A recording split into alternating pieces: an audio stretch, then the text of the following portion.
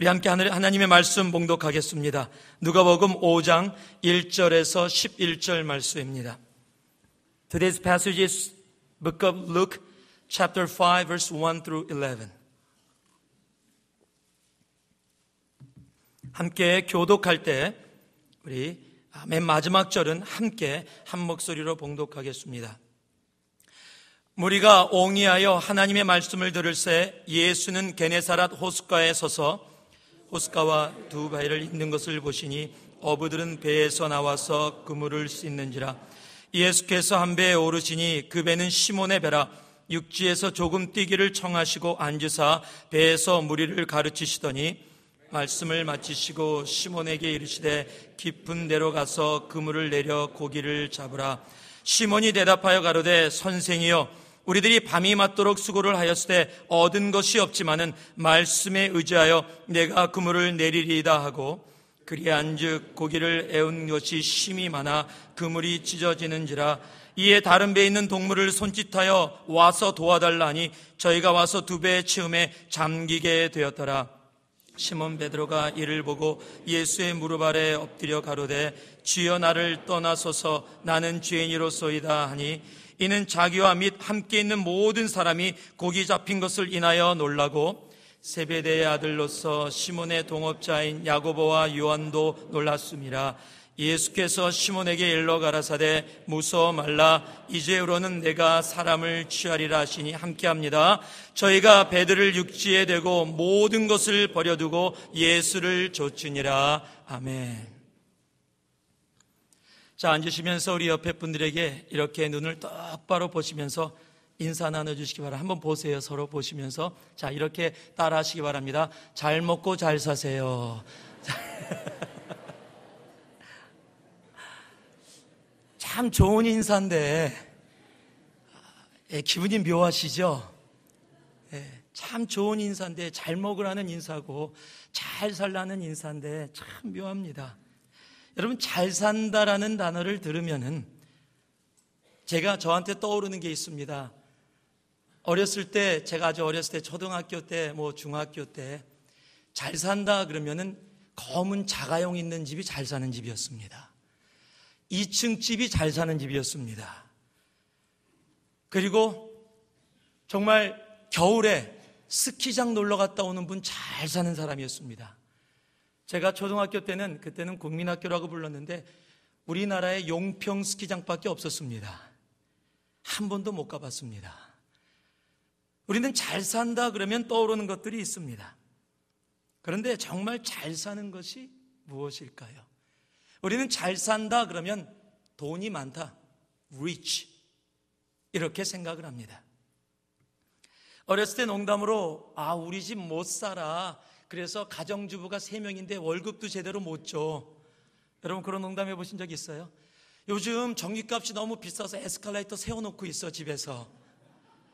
엘리베이터도 2층은 못 타고 올라가 3층 이상부터 타고 올라가래 엄마가.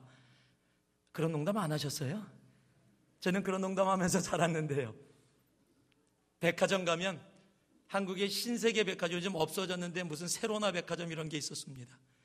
거기 가면 어렸을 때 에스컬레이터 타고 하루 종일 올라갔다 내려갔다 했던 기억도 있습니다. 그런데 정말로 잘 사는 것이 무엇일까요? 우리는 잘 산다라는 말을 다시 한번 정의를 내려야 할 것 같습니다.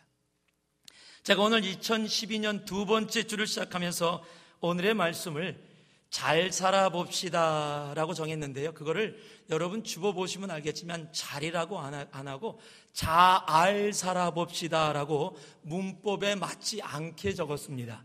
제가 문법이 몰라서 그렇게 적은 게 아닙니다. 강조법입니다. 잘 살아봅시다 이렇게 발음해야 돼요. 자, 옆에 분들에게 다시 한번 인사 나눠볼까요? 보면서 잘 살아봅시다.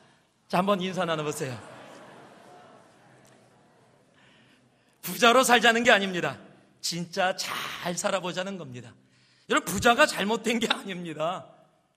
부자도 잘 사는 사람이 있고 부자도 못 사는 사람이 있습니다. 가난한 사람도 잘 사는 사람이 있고 가난한 사람도 못 사는 사람들이 있습니다. 다만 우리가 보통 때 생각하는 잘 산다, 부자의 개념이 아니라 정말로 잘 사는 사람, 하나님의 기준 안에 정말 잘 사는 사람들이 되어지기를 원합니다. 지금까지 내 인생 가운데 우리가 잘 살아왔나를 아는 방법이 있습니다. 오늘 죄송합니다. 제가 인사를 많이 시켜서. 자, 옆에 분을 보면서 이렇게 다시 한번 얘기해 보세요. 에이, 가론 유다 같은 사람아. 오, 기분 나빠요. 얘기도 못 하시잖아요. 그럼 이렇게 해보세요. 에이, 베드로 같은 사람아. 한번 해보세요. 아까보다 낫지요? 그럼 에이, 바울 같은 사람아. 그러면 기분 괜찮아져요. 왜요? 여러분, 유다는 못 산 사람이기 때문에 그래요. 에이, 유다 같은 사람아 그러면 화납니다. 기독교인이 아닌데 에이, 이완용 같은 사람아 그러면 화냅니다. 그런데 에이, 이순신 장군 같은 사람아 그러면 기분 좋아집니다. 자, 그러면 이번에는 아주 특별한 인사를 하길 원합니다. 목사님, 무슨 인사를 이렇게 많이 시킵니까? 마지막입니다. 자기 이름을 넣어서 에이, 송경일 같은 사람아. 옆 사람한테 해보세요. 기분이 좋으면 잘 사는 거고 기분이 나쁘면 못 사는 겁니다. 옆 사람이. 안 해보실래요? 여러분들에게 제가 에이, 송경일 같은 사람아 어떻게 느끼실까요? 네? 좀 잘 살고 있나요? 내 이름을 넣어서 상대편을 얘기할 때 상대편이 어떻게 느끼는가 한번 오늘 가서 남편과 아내가 한번 해보세요. 기분이 나빠지나 좋아지나. 여러분, 진정으로 우리가 잘 산다는 것이 무엇일까요? 오늘의 본문은 여러분이 잘 아는 말씀입니다. 예수님이 베드로, 야고보, 요한이 고기를 낚는데 찾아가신 겁니다. 그곳에서 말씀을 전하시고 베드로와 함께 깊은 곳으로 가서 그물을 던져라. 그랬더니 고기가 많이 낚아졌습니다. 그랬더니 그곳에서 베드로가 주님이라고 고백을 하게 되고 그곳에서 내가 너희로 사람을 낚는 어부가 되게 하리라. 베드로의 인생의 새로운 시작이 이루어진 바로 그곳입니다. 단순한 갈릴리 어부였던 베드로가 이 세상을 변화시키는 중심으로 나오게 된 것이 바로 이 누가복음 5장입니다. 시골의 어부로 nothing이었던 베드로가 이 세상을 변화시키고 누구나 존경하며 베드로 같은 사람아 그러면 기분이 좋아지는 잘 사는 인생으로 바뀐 something이 되어졌던 그 시작의 포인트가 누가복음 5장입니다. 노바리로 살았던 베드로가 썸바리로 변화받았던 시작이 바로 누가복음 5장에 오늘 함께 봉독했던 말씀입니다. 잘 살지 못했던 인생이 잘 사는 인생으로 바뀌게 된 시작이 바로 오늘의 본문의 말씀입니다. 그러면 어떻게 하면 우리도 베드로처럼 우리의 인생이 정말 잘 사는 인생이 될 수 있을까요? 오늘 말씀을 통해서 몇 가지 함께 우리들이 말씀의 은혜를 나누고자 합니다. 3절 말씀을 같이 한번 읽겠습니다. 우리 한 목소리로 함께 봉독합니다. 예수께서 한 배에 오르시니 그 배는 시몬의 배라. 육지에서 조금 뛰기를 청하시고 앉으사 배에서 무리를 가르치시더니. 여러분, 베드로의 삶은 여기서부터 잘 사는 인생, nothing에서 something의 인생, nobody에서 somebody의 인생으로 정말 잘 사는 인생으로 바뀌게 됐는데 그 시작이 어디냐면 바로 예수께서 한 배에 오르시니 He got into one of the boat. 예수께서 한 배에 오르시는데 그 배가 시몬의 배였습니다. 한번 따라 하시기 바랍니다. 예수님이 함께 하실 때. 여러분, 베드로의 인생이 잘 사는 인생이 된 것은 바로 예수님이 그의 인생에 들어오시면서부터입니다. 베드로는요, 2절 말씀에 보니까 고기를 잡았다고 얘기하고 있어요. 그 다음 절을 봐도요, 밤새도록 고기를 잡았습니다. 피곤한 겁니다. 고기 잡기를 다 끝내고 그물을 씻고 있었습니다. 하루 종일 밤새도록 고기를 낚았는데도 한 마리도 낚지 못했어요. 피곤하고 지친 상태에서 사람들이 웅성웅성 몰려 있었고 예수라는 분이 말씀을 전하고 있었고 자기네들은 이제 그물을 정리하면서 그냥 젖으로 주님의 말씀을 듣고 있었어요. 그런데 그런 상태에 예수님이 다가오신 겁니다. 그러면서 참 재밌는 사실은요, 남의 배가 있으면 타도 되나요? 여러분, 이래야 되는 거 아닙니까? 이거 누구 배지요? 예, 제 배인데요. 타도 됩니까? 이래야 되는데, 오늘 말씀을 보니까 예수께서 한 배에 오르시니, 성경은요, 타도 됩니까? 라고 얘기 안 하고 예수님이 그냥 탔어요. 뭐 이런 예의 없는 분이 다 계십니까, 지금? 남의 배에 그냥 탔어요. 탄 정도가 아니라 배를 띄워라. 너무 염치가 없으세요, 예수님이. 여러분, 그런데요, 그 예수님을 베드로가 받아들입니다. 내가 문 밖에 서서 두드리노니 누구든지 내 음성을 듣고 그 문을 열면 내가 그에게로 들어가라고 요한계시록 말씀은 말씀하고 있습니다. 여러분, 베드로의 삶은 바로 그렇게 주님이 찾아오셨을 때 변화가 시작이 된 겁니다. 주님이 찾아오셨다라는 말씀은 무엇입니까? 바로 예수님이 우리의 구원자가 되어 주셨다라는 얘기입니다. 예수님은 놀러 우리 삶에 찾아오지 않으십니다. 예수님은 우리 한 영혼을 구원하기 위해 찾아오십니다. 요한복음 1장 12절 말씀에 보면 영접하는 자, 곧 그 이름을 믿는 자들에게는 하나님의 자녀가 되는 권세를 주셨으니 라고 얘기합니다. 바로 하나님이 내 삶에 함께 하신다라는 그 시작의 포인트는 예수님이 내 인생에 찾아와 주셨다, 내가 구원받았다라는 얘기입니다. 저의 인생도 예수님이 찾아오시면서 구원받은 인생입니다. 한국에서 고등학교 3학년 때, 한국은 고3은 수양회를 안 갑니다. 고3들은 공부해야 됩니다. 제가 고3 때 미국 오는 걸 이미 알았습니다. 공부를 그만뒀는데 친구들한테 절대 얘기 안 했습니다. 그리고 친구들을 꼬셔서 수양회에 가자. 나도 가는데 네가 왜 못 가니? 당연하죠. 저는 그때 예비고사라 그랬습니다. 예비고사 안 보니까. 그러니까 아이들이 다 속아서 저같이 수양회를 갔습니다. 근데 수양회를 가자고 꼬셨던 이유가 하나님을 만나려고 했던 게 아니라 그 2학년 때, 고등학교 2학년 때 크리스찬 영라이프라는 클럽이 있었는데 거기서 수양회를 갔는데 너무 재밌었어요.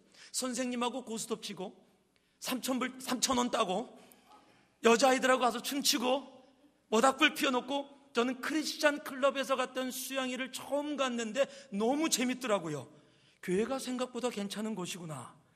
그래서 미국 오기 전에 마지막으로 수양회를 가고 싶어서 아이들을 꼬신 겁니다.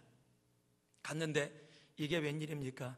첫날부터 주여 주여, 내가 잘못 왔다. 이 광신자들 모이는데 내가 잘못 왔다. 그런데 그곳에서 하나님이 저를 만나 주셨어요. 아무것도 모르던 자, 화투 치려고 왔었는데 하나님은 그것도 신경 안 쓰시고 저를 찾아와 주셨어요. 그 하나님이 나를 만나 주시고 나의 외침 속에 찾아와 주셨습니다. 그게 제 삶의 터닝 포인트가 됐어요. 그리고 오늘 여러분에게 말씀을 전하는 목사로 서 있습니다.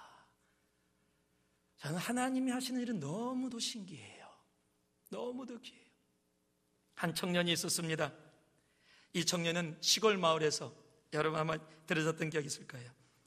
시골 마을에서 나서 정말로 이 금이 환영하는 청년이었습니다. 박사학위를 3개나 땄습니다. 철학을 공부했습니다. 천문학을 공부했습니다. 심리학을 공부했습니다. 돌아오는 길에 마을 앞에 큰 강이 있는데 거기 뱃사공이 있어요. 그 뱃사공을 건너면서 자랑을 하고 싶었습니다. 왜요? 박사를 3개나 땄으니까, 젊은 나이에. 뱃사공에게 물어봅니다. 뱃사공, 당신은 천문학을 아오? 모르는데요. 당신은 인생의 3분의 1을 헛살았어. 철학을 아오? 모르는데요. 그럼 당신은 인생의 3분의 2를 헛살았어. 심리학을 아오? 모르는데요. 그럼 당신의 인생의 4분의 3을 헛살았어. 그런데 강에 갑자기 파도가 확 치면서, 물결이 치면서 배가 확 뒤집혀졌습니다. 청년이 빠졌어요. 뱃사공도 빠졌습니다. 뱃사공이 묻습니다. 청년, 수영 칠 줄 아오? 모르는데요. 그럼 당신은 인생을 다 못 살았어. 그렇죠. 강에 빠졌는데 수영할 줄 모르면 천문학도 심리학도 철학도 아무 소용이 없거든요. 여러분, 가장 첫 번째, 정말 잘 살기 원하세요? 예수가 내 삶에 들어오셔야 합니다.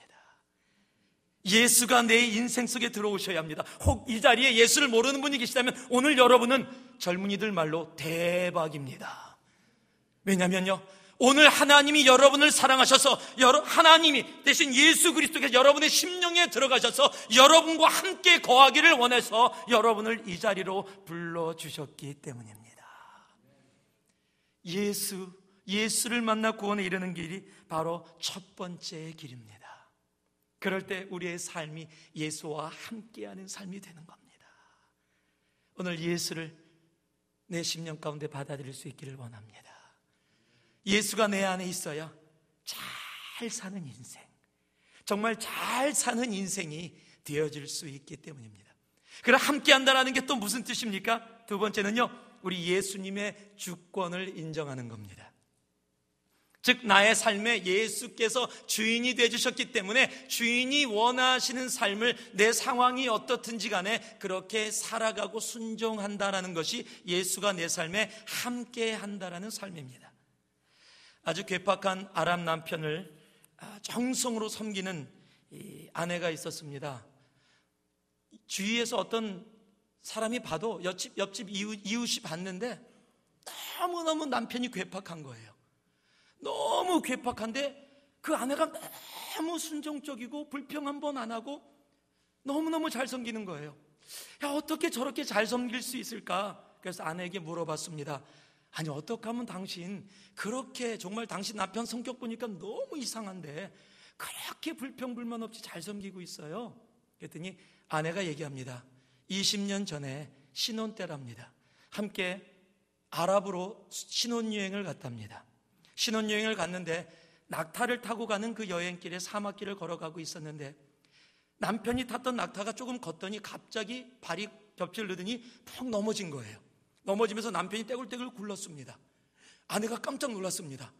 근데 남편이 화도 내지 않더니 씩 웃으면서 툭툭 털고 일어나더니 막 낙타를 다시 탁 타더래요. 와, 남편 성격 정말 좋다. 화도 안 내고 짜증도 안 내고. 그런데 낙타를 타면서 그러더래요. 한 번, 저게 무슨 말인가? 근데 조금 있다가 낙타가 또 넘어진 거예요. 또 웃으면서 다시 탑니다. 2번. 그런데 조금 가다가 낙타가 또 넘어진 거예요. 아내가 깜짝 놀랐습니다. 대굴대굴 그러더니 남편이 딱 일어나더니 3번 그러더니 주머니에서 총을 딱 꺼내니 낙타를 팡 쏴서 죽여버린 거예요. 아내가 깜짝 놀랐습니다. 아니, 아무리 낙타가 잘못 뛰어서 그렇게 해서 죽었다 그래도 어떻게 말 못하는 짐승을 그렇게 총으로 죽일 수 있냐고. 아내가 막 뭐라 그랬더니 남편이 아내를 딱 쳐다봅니다. 그러더니 한 번. 그 다음부터 20년 동안 아무 소리도 못하고 아주 열심히 순종하고 있답니다. 여러분, 그게 주님의 주권을 인정하는 것이 아니잖아요. 여러분, 주님의 주권을 인정한다는 것은 그렇게 강압과 두려움 속에 존재하는 것이 아니에요. 여러분, 요셉은 정말 잘못한 것도 없이 팔려가고 그것도 가족에게 배반을 당하고 감옥에 들어가고 누명을 쓰고 그런 고난과 고통 속에 거하고 있었습니다. 그럼에도 불구하고 하나님이 함께한 그의 삶, 하나님의 주권을 인정한 그의 삶은 바로 예수의 그림자라고 불려지는 삶으로 나타납니다. 창세기 39장 2절에서 3절 말씀을 봤더니요, 여호와께서 요셉과 함께 하심으로 그가 형통한 자가 되며, 또 뒤에요, 여호와께서 그와 함께 하심을 보며 또 여호와께서 그의 범사에 형통케 하심을 보았더라.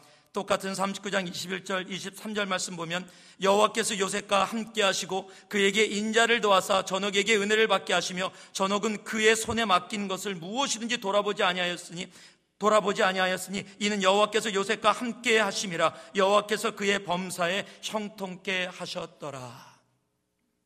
주님의 주권을 인정하였던 요셉의 삶 속에 하나님은 그가 잘 살게 해주셨어요. 감옥에 있을 때도 잘 살게 해주셨고, 보디발의 집에 있을 때도 잘 살게 해주셨고, 노예였을 때도 잘 살게 해주셨고, 죄수의 누명을 쓰고 있을 때도 잘 살게 해주셨고, 나중에 총리가 되었을 때도 잘 살게 해주셨습니다. 주님이 함께 하셨기 때문입니다. 베드로의 삶 속에 그 주님이 들어가셨습니다. 그리고 베드로의 삶은 그저 아무 이름 없는 갈릴리에서 그저 고기를 잡던 어부가 주님의 나라를 위해 잘 사는 인생으로 변화받게 된 것입니다. 주님이 함께하는 삶, 바로 그 삶이 되기를 원합니다. 예수를 알지 못하신다면 오늘 그 예수가 여러분의 주인이 되기를 원합니다. 예수를 주인으로 영접했을 때 내 삶 속에 주님의 주권을 인정하지 못하는 삶을 내가 살아왔다면, 내가 고난 속에 있든 축복 속에 있든 어떤 모습에서든지 요셉처럼 하나님의 주권을 인정하며 그가 함께 하시는 그 형통하심, 그 잘 사는 인생 속에 들어가는 여러분이 되기를 진심으로 원합니다. 그럴 때 우리 인생은 잘 사는 인생이 되어지는 겁니다. 두 번째로요, 5절 말씀입니다. 같이 한번 봉독합니다. 5절 말씀 같이 봉독합니다. 시작. 시몬이 대답하여 가로되 선생이여 우리들이 밤이 맞도록 수고를 하였으되 얻은 것이 없지만은 말씀에 의지하여 내가 그물을 내리리다 하고. 우리는 참 생각이 많은 이 세상에 살고 있습니다. 그래서 단순하지가 않아요. 음식을 오더할 때도요, 세상이 참 복잡해요. 예전에는요, 아이스크림은 딱 3가지밖에 없었습니다. 바나나, 초콜릿, 딸기 아이스크림. 요즘은 31 아이스크림. 거기 딱 들어가면 31가지 중에 고르는 게 너무 복잡해요. 예전에는 음식점 가서 설렁탕 주세요 그러면 그냥 설렁탕입니다. 요즘은 설렁탕도 종류를 꼭 묻습니다. 제가 미국에 처음 왔을 때 한국에서는 그냥 가서 설렁탕 주세요, 불고기 주세요 그러면 딱 1가지였는데 미국에 딱 왔더니 음식점에서 그냥 스테이크 주세요 그러면 스테이크 주면 되지, 왜 이렇게 묻는 게 많아요? 어떻게 스테이크를 가? How would you like your steak? 어떤 사람이 그랬답니다. 앞에 사람이 medium 그랬대요. 그때 자긴 배고프다고 large please. 여러분 그러신 적 있으세요? 저는 그런 적은 있어요. 미국 오자마자 스테이크를 딱 주문하고 그 다음에 또 뭐 soup or salad 묻더라고요. 그래서 그랬어요. yes. 저한테는 super salad, 샐러드 큰 거. 전 그렇게 들렸어요 진짜로. 뭐 이렇게 묻는 게 많아요. 그냥 빵 달라 그러면 빵 주면 되지. 빵도 머핀 줄까, 무슨 화이트 줄까, 뭐 저거 줄까, 뭐 이렇게 뭐가 많아요. 아주 너무 세상이 복잡해요. 그러다 보니까 우리들도 함께 복잡하게 살아가요. 단순하게 생각하지 않습니다. 그냥 하라 그러면 하면 되는데 그것에 대해서 계속 반응하면서 살아가는 거예요. 오늘 4절 말씀을 보니까요, 예수님께서 말씀을 마치시고 그냥 배에 타셨잖아요. 거기까지 베드로가 양보했잖아요. 그러면 그냥 가시면 되잖아요. 베드로야 수고했다, 고맙다, 이렇게 배 태워주고 끝까지 기다려줘서 너 때문에 말씀 잘 전했다, 보통 가시면 되잖아요. 근데 말씀을 마치셨어요. 제가 베드로 같으면 이제 끝났나 보다, 이제 집에 가서 쉴 수 있겠다, 피곤한데. 그런데 갑자기 예수님이 베드로를 향해서 얘기하십니다. 배를 저어라, 깊은 곳으로 가자, 깊은 곳에 가서 그물을 내려라. 아니 뭐 이런 분이 다 있습니까? 그래서 베드로가 얘기하는 거야. 아니 무슨 말씀을 하시는 겁니까 대체? 제가 밤새도록 고기를 낚았다니까요. 이 갈릴리 바다는 제 나와바리입니다. 제가 일본 말입니다. 제가 살던 곳입니다. 제가 1부터 100까지 다 아는 곳입니다. 당신이 아는 곳이 아닙니다. 그런데 베드로가요, 참 재밌는 사실은 그 예수님의 말도 안 되는, 어떻게 보면 도저히 이해되어질 수 없는 상황 속에 반응을 한다는 겁니다. 예, 자기 의견을 나타냅니다. 자기 의견을 나타내고 거긴 아닙니다라고 얘기합니다. 어저께 셀목자 훈련이 있었습니다. 셀목자들에게 물어봤어요. 여러분이 베드로 같으면 가시겠습니까? 다 안 가죠. 피곤한데요. 주님 못 갑니다. 거기 고기 없습니다. 피곤하니까 집에 갈래요. 좀 내려주세요. 다들 그럴거려요. 그런데 한 형제가 손을 딱 들더니 저는 갑니다. 믿음이 굉장히 좋은 줄 알았어요. 그랬더니 이렇게 대답하는 거예요. 예수님을 모시고 가서 깊은 곳에서 그물을 내려갖고 고기가 안 잡힌다는 걸 증명하기 위해서 가시겠대요. 물론 농담이에요. 함께 웃었습니다. 여러분 같으면 어떻게 하시겠습니까? 가시겠어요? 여러분, 베드로는요 자기의 생각을 얘기합니다. 아닙니다, 안 됩니다. 그런데 참 재밌는 사실은 베드로는 이 단어를 쓰고 있다는 거예요. 제가 밤새도록 수고를 하였을 때 얻은 것이 없습니다. 한국말 저 여기 안 좋아해요. 얻은 것이 없지만은 이라고 연결해놨는데 저는요 영어가 여기서 훨씬 더 나아요. Master, we've worked hard all night and haven't caught anything, period. 그게 자기의 생각이에요. 그게 우리의 생각. 하나님은요 이런 생각 얘기하기 원하세요. 얘기하라 그러십니다. 그러고 나서 예수님을 보고 있었을 거예요. 그런데 예수님이 진지하게 계속 쳐다보십니다. 그때 베드로가 결심합니다. But because you say so. 그러나 주님께서 말씀하시기에 But because you say so, I have done this. Hey, I know this part. Hey, there's gonna be no fish in the sea because I've done it. But because you say so. 한번 따라 하시기 바랍니다. 예수님의 말씀에 반응할 때, 여러분 예수님의 말씀에 반응할 때 우리는 잘 살게 되는 거예요. 내 경험, 내 생각, 내 뜻 다 내려놓고요, 내가 살아왔던 곳에서 내가 잘 압니다. 적어도 이 분야는 내 전문 분야입니다. 컴퓨터 얘기하면 제가 압니다. 의사들은요 의학 분야 얘기하면 내가 압니다. 교회, 제가 정말로 모태신앙입니다. 교회에 대해서는 전부 잘 알고 있습니다. 인생을 살아, 북가주요, 제가 북가주에 40년째입니다. 새누리 교회 역사요, 제가 교회 개척할 때부터 있었습니다. 예, 주님도 다 아세요. 그거 인정 안 하시는 거 아니에요. 그런데 주님은 끝까지 쳐다보고 계십니다. 왜? 주님의 말씀은 뭐예요? 40년 동안 이곳에 있었느냐, 뭐를 했느냐, 고기를 잡아왔느냐, 네가 어부냐 뭐냐 상관없다라는 겁니다. 주님의 말씀이 뭡니까? 깊은 곳으로 가라, 그물을 내려라. 너희가 살아왔던 경험이 뭐냐, 너희의 가치관이 뭐냐, 나는 이렇게 살아왔기 때문에 이렇게 해갖고 이렇게 했다라는 그런 것들이 중요한 것이 아니라 그 다음 단어를 기다리시는 거예요. 그것까지 들으십니다. 그 다음 단어 but 하나님은 그 단어를 듣기 원하시는 거예요. 하나님의 말씀에 반응하는 단어입니다. 내 인생을 얘기하세요, 주님 앞에. 그리고 꼭 이 단어를 잊지 마세요. But because you say so. 그러나 주님께서 그렇게 말씀하시기에. 여러분, 하나님의 말씀에 그렇게 반응한 사람 많지 않습니다. but 안 합니다. and라 그래요, 이럴 때요. 제가 가보니까 하나도 없어요. and 얘도 알아요. 야고보 불러올까요? 요한이 불러올까요? 얘네들한테 들어보세요, 내 말이 틀린지. 여러분, 하나님이 원하시는 단어는요, 나의 생각을 이야기한 후에, 나의 경험을 얘기한 후에, 나의 가치관을 이야기한 후에 but을 얘기하기 원하시는 거예요. But because you say so. 그게 말씀에 반응하는 신앙생활입니다. 최하진 선교사님이 쓴 책이 하나 있습니다. 반응이라는 책입니다. 그분이 중국에다가 유치원부터 고등학교까지 학교를 세웠습니다.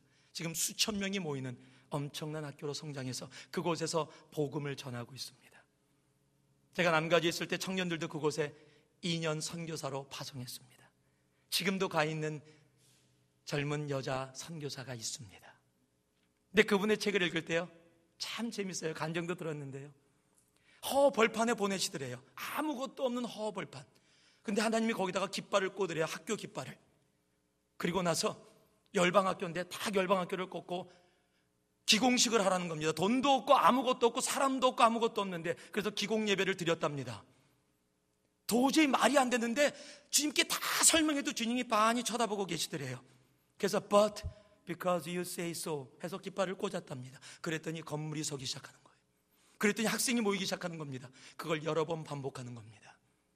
여러분, 하나님의 말씀에 반응하면 허벌판에 하나님의 학교가 서는 겁니다. 하나님의 역사입니다. 한 중학교에서 선생님이 고래에 대해서 설명을 하고 있었습니다. 고래에 대해서 고래는 입을 많이 안 벌리기 때문에 사람 같은 큰 이 먹이를 잘 먹지 않고, 또 성경에 보니까 3일 동안 뱃속에 요나라는 사람이 들어가 있었다는데 그건 다 허구다, 그건 말이 안 되는 일이다, 도저히 있을 수 없는 일이다, 이런 것을 기독교의 비판적으로 성경을 완전히 전설로 만들어버리는 그런 얘기를 막 선생님이 하고 있었어요. 한 신실한 크리스찬 중학생이 손을 딱 들었습니다. 선생님, 그렇지 않은데요, 성경에는 요나가 고래 뱃속에, 큰 물고기 뱃속에 3일 동안 있었다고 분명히 얘기하고 있습니다. 그건 다 전설이라니까. 선생님이 따지니까 화가 났어요. 막 얘기하다가 학생이 얘기합니다. 그러면 제가 천국 가면 요나에게 꼭 물어보겠습니다. 정말로 요나가 고래 뱃속에 3일 동안 있었는지. 선생님이 딱 생각, 요나가 천국에 있는지 어떻게 아냐? 요나가 지옥에 있으면 어떡하려고? 그랬더니 학생이 얘기합니다. 그러면 선생님이 물어보세요. 여러분, 하나님 말씀에 올바로 반응하는 거 결코 쉬운 일 아닙니다. 그런데 하나님 말씀에 반응할 때 잘 사는 인생이 됩니다.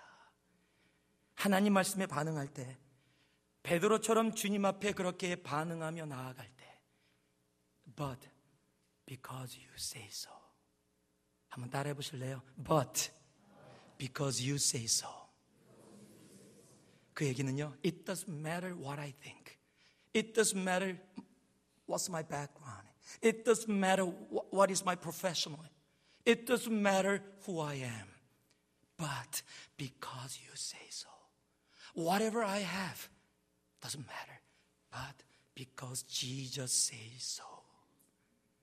여러분, 그것이 하나님의 말씀에 반응하고 그 말씀에 반응하는 자가 잘 살게 되는 겁니다.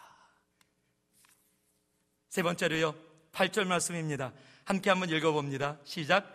시몬 베드로가 이를 보고 예수의 무릎 아래 엎드려 가로되 주여 나를 떠나소서 나는 죄인이로소이다 하니. 참 신기해요. 고기가 굉장히 많이 잡혔습니다. 그러면 우와, 감사합니다 주님. 아니, 이렇게 주님 말씀을 들으니까 고기가 많이 잡히네요. 내일도 또 오실 수 있으세요? 여러분, 보통 그래야 될 텐데 베드로는요, 그런 반응을 보이지 않습니다. 어떤 반응을 보였어요? 그 자리에 엎드려 버립니다. 그리고 뭐라고 얘기해요? 주여 나를 떠나소서 나는 죄인입니다. 한번 따라하시기 바랍니다. 내가 죄인됨을 고백할 때 우리가 잘 살 수 있는 방법은요, 잘 살 수 있는 길은 내가 죄인됨을 고백할 때 이루어집니다. 어떻게 베드로가 이렇게 죄인됨을 고백할 수 있었어요? 여러분, 고기를 보면 불가능합니다. 많이 잡힌 고기, 2배에 가득 채워서 배가 가라앉을 정도로 많이 잡은 고기를 보면 고기가 눈에 보입니다. 그런데 베드로는 고기를 보지 않았습니다. 어디서 할 수 있는지 아세요? 여러분, 5절 말씀에는요, 선생이여 라고 얘기합니다. 선생이여, 내가 고기를 밤새도록 잡았지만, 영어로는 master이라고 얘기합니다. 그런데요, 오늘 이 8절 말씀에 뭐라고 얘기하고 있습니까? 무릎을 꿇어 무릎 아래 엎드려 가로되 주여라고 얘기합니다. 헬라어로 크위어스라는 단어입니다. 이것은 주님, 하나님을 부를 때의 단어와 동일한 단어입니다. 고기가 잡혔는데 베드로의 눈에는 그 잡힌 고기가 아니라 자기의 경험을 뛰어넘어 자신의 인생을 주관하는 바로 예수 그리스도가 보인 겁니다. 여러분, 우리 인생 가운데 세상의 것이 안 보이고 주님이 보이면 내가 죄인됨을 알게 됩니다. 사도 바울이 주님을 만났을 때 그 발 아래 엎드려 주여라고 무릎을 꿇게 됩니다. 그리고 그의 인생이 변화받습니다. 주님을 알아갈수록 그의 인생의 말에 무엇이라고 고백합니까? 나는 죄인 중에 괴수다. I'm the foremost of the sinners. 주님을 알아갈수록 나의 죄인됨을 고백할 수밖에 없는 것이 우리라는 존재입니다. 주님은 죄인을 구원하러 오셨습니다. 의인을 구원하러 오신 분이 아니십니다. 세상엔 의인이 없으니 하나도 없다라고 성경은 단정지어서 얘기하고 계십니다. 로마서 3장 23절 말씀에도 모든 사람이 죄를 범하였음에 하나님의 영광에 이르지 못하더니 all have sinned. all, not most, but all, everyone has sinned. all have sinned. 우리가 다 죄인이라고 얘기하고 있습니다. 무엇을 얘기하고 있는 겁니까? 우리가 죄인됨을 인정하는 그 자리에 들어갈 때, 그 죄인된 우리들이 주님이 필요로 하게 되는 겁니다. 그 주님이 죄인된 우리들을 붙잡아서 네가 더 이상 죄인이 아니라 예수 십자가의 보혈로 말미암아 변화받은 의인이다라고 얘기해 주시는 겁니다. 내가 죄인됨으로 주님 앞에 무릎 꿇을 때 주님은 우리를 일으켜 세우시며 나의 아들아, 나의 딸아, 너는 이제 의인이 되었다라고 고백해 주시는 겁니다. 여러분, 회개가 있어야 합니다. 회개가 있어야 은혜가 있습니다. 회개가 무엇입니까? 내가 죄인입니다 라고 고백하는 게 회개입니다. 회개를 알면 주님의 은혜를 압니다. 은혜를 알면 그곳에 잘 사는 인생이 펼쳐집니다. 회개를 모르면 정죄가 있습니다. 정죄는 뭡니까? 죄 때문이라는 겁니다. 내가 죄인이 아니라 죄가 죄인이라는 겁니다. 우리 가정의 문제는 죄 때문이라는 겁니다. 우리 교회의 문제는 나 때문이 아니라 제가 이 교회에서 문제를 일으키기 때문이라는 겁니다. 그것을 정죄라고 합니다. 정죄가 있으면 망합니다. 못 살게 됩니다. 회개가 있으면 은혜가 있습니다. 잘 살게 됩니다. 하나님, 그 베드로를 통해서 주님의 회개, 주님 앞에 나아가는 회개를 보여주신 것입니다. 죄인됨을 고백할 때 잘 살게 되는 겁니다. 우리가 죄인으로 주님 앞에 나아갈 때 주님은 우리를 붙잡아 주시고 우리의 의인됨으로 우리를 일으켜 세워주시는 겁니다. 그게 십자가의 공로입니다. 우리가 주님 앞에 우리의 죄인됨을 고백하며 나아갈 수 있는 우리가 되기를 주님의 이름으로 축원합니다. 마지막으로요, 11절 말씀 같이 한번 읽겠습니다. 시작. 저희가 배들을 육지에 대고 모든 것을 버려두고 예수를 쫓으니라. So they pulled their boats up shore, left everything and followed him. 한번 따라 하실래요? 예수님을 따라 나설 때 우리가 잘 살 수 있는 인생이 되는 것은 바로 예수님을 따라 나설 때입니다. 한국말에 줄을 잘 서야 이 모든 게 이 줄을 잘 서야 모든 게 풀린다라는 말이 있습니다. 인생을 잘 살고 잘못 사는 것이 정말 줄을 잘 서야 된다. 저도 그런 경험이 많습니다. 한 번은 바빠갖고 자동차를 조금 급한데 살짝 세워놓고 안 세워야 될 때 이렇게 살짝 세워놓고 막 마켓을 뛰어들어가서 필요한 것을 빨리 사고 나오려고 줄을 딱 보니까 짧은 줄이 하나 있어요. 그래서 그 자리에 가서 딱 섰습니다. 근데 어떤 백인 할머니가 계시더라고요. 다른 데는 막 5명, 6명인데 한 명밖에 없어요. 빨리 되겠지. 물건도 몇 개 안 사세요. 금방이다. 그런데 할머니가 지갑을 딱 열더니 페니를 갖고 쉬기 시작하시는 거예요. 지금 옆줄 다 없어질 정도로 끝까지 계셔서 할 수 없이 다른 줄 다 끝난 다음에 뒤에 가서 다시 섰어요. 여러분 그런 경험 있으시죠? 예. 한국 갔다 올 때 통관할 때도 쫙 보면 줄이 굉장히 여름에 많아요. 어떤 줄이 빠를까 딱 보다가 저 줄이 빨리 간다고 딱 쓰면 끝에 한 사람이 앞에서 걸려요. 그럼 다른 줄 다 없어지도록 내 줄 안 갑니다. 정말 줄을 잘 서야 돼요. 우리 인생은 줄을 잘 서야 됩니다. 저도 줄을 잘 선 인생입니다. 예수라는 줄에 섰더니 인생이 펴버렸어요. 정말 개천에서 용났습니다. 제가 용띠거든요. 정말 개천에서 용났어요. 한국 친구들이 놀랍니다. 매번 얘기해도 여러분이 안 믿으시니까 어쩔 수 없이 그냥 안 믿는 분들에게 얘기할 수밖에 없죠. 제가 굉장히 내성적인 사람입니다. 제가 여러분들이 눈길이 이렇게 저를 향하면 저는 얼굴이 빨개져서 도저히 감당이 안 되는 사람이에요. 설교하기 전까지 저기 앉아서 심장이 콩닥콩닥콩닥 계속 뛰는 사람이에요. 이게 안 보여서 그렇지 제가 보여드릴 수 있으면 열어서 보여드리겠어요. 그런데 하나님이 저를 불러서 이렇게 주님의 귀한 성도들 앞에서 하나님의 말씀을 선포케 하셨어요. 정말 하나님의 은혜입니다. 예수라는 줄을 섰더니 인생을 바꿔버리셨어요. 얼마나 감사하죠. 여러분 성경에는 그런 사람들이 많습니다. 오늘의 베드로, 어부라는 줄을 버려버리고 세상의 물질이라는 줄을 버려버리고 예수라는 줄을 잘 섰습니다. 그랬더니 베드로가 됐어요. 반석이 된 겁니다. 바울은요, 종교라는 줄을 붙잡고 있다가 그 종교라는 줄을 버려버리고 예수라는 줄을 섰더니 인생이 사울에서 바울로 완전히 변화받았습니다.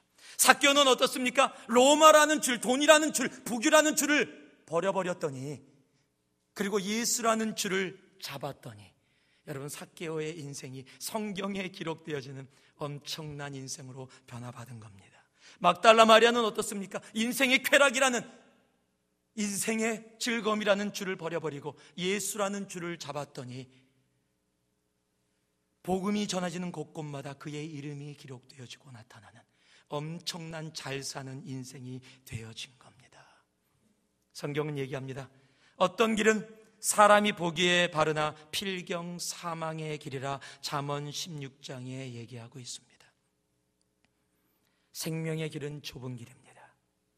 사망의 길은 넓은 길입니다. 여러분은 어떤 줄을 서고 계세요? 여러분은 돈의 줄을 서고 계십니까? 명예의, 지식의 줄이요? 여러분, 사람의 혹시 줄 서고 계시지 않으세요? 여러분, 그 줄에는 잘 사는 것이 없습니다. 이 세상에 잘 살 수 있는 길은 단 하나, 예수 그리스도 외에는 없습니다. 저는 우리 새누리 가족 모두가 주 안에서 잘 먹고 잘 사는 인생 되기 진심으로 원합니다. 그렇게 하려면요, 말씀을 매듭 짓습니다. 예수님과 언제나 함께 동행하시기 바랍니다. 예수님의 말씀에만 but 내 의견 얘기한다고 할지라도 잊지 마시고 but because you say so를 얘기할 수 있는, 반응할 수 있는 여러분 되길 바랍니다.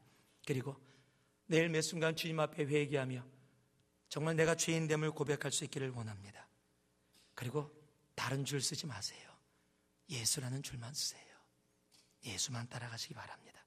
끝까지. 그러면 여러분의 인생, 하나님이 기뻐 쓰시는 잘 사는 인생이 분명히 될 겁니다. 자, 옆에 분들에게 그렇게 인사 나눠주세요. 얼굴 딱 보면서 잘 먹고 잘 사세요. 다시 한번 이제 인사 나누는 겁니다.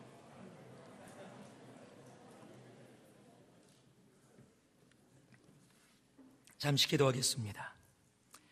사랑의 아버지 하나님, 주님 앞에 이렇게 나아갑니다.